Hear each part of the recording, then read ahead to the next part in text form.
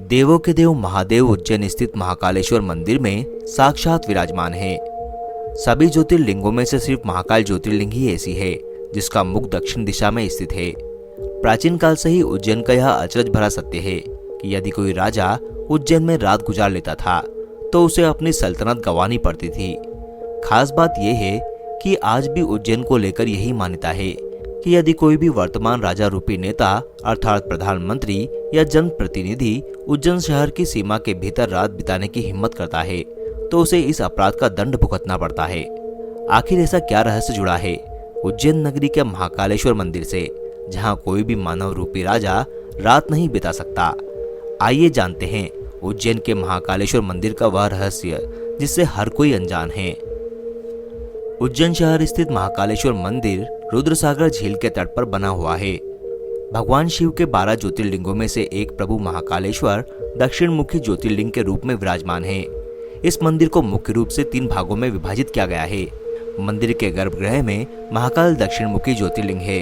यहाँ प्रभु महाकाल के साथ माता पार्वती, गणेश और कार्तिकेय भी विराजित है।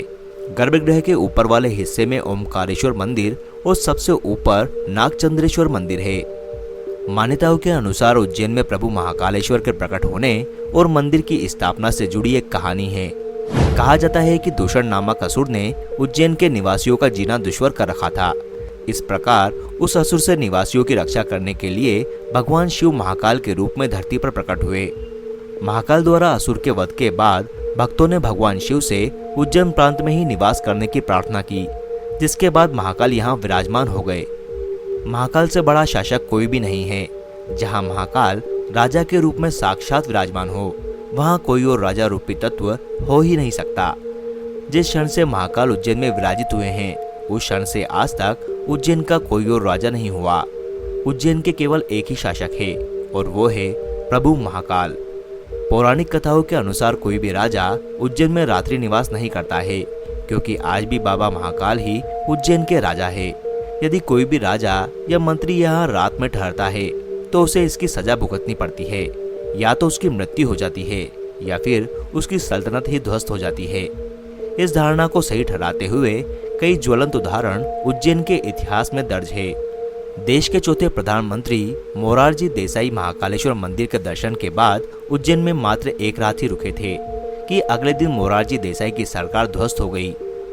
उज्जैन में एक रात रुकने के बाद कर्नाटक के सीएम वाईएस येदियुरप्पा को 20 दिनों के भीतर ही इस्तीफा देना पड़ा।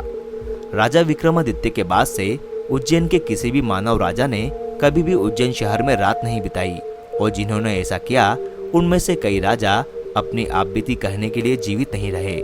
लेकिन वर्तमान में मध्य प्रदेश के नए मुख्यमंत्री डॉक्टर मोहन यादव उज्जैन में रात रुके, क्योंकि मोहन यादव उज्जैन के ही रहने वाले हैं। बावजूद इसके उन्होंने यहाँ रात रुकने से पहले बाबा महाकाल का आशीर्वाद लिया और उनसे प्रार्थना की कि हे प्रभु, आप सिर्फ उज्जैन के ही नहीं अपितु पूरे ब्रह्मांड के राजा हैं। मैं तो आपका बच्चा हूँ, इसीलिए मैं यहाँ आपके बच्चे और सेवक की हैसियत से रात रुकना चाहता हूँ। मुझ पर कृपा करे। इसके बाद ही वे यहाँ रात रुक सके थे। लेकिन यदि वे एक मुख्यमंत्री की हैसियत से यहाँ रुके होते तो शायद उनका भी वही हश्र होता जो पहले के नेताओं का हुआ था।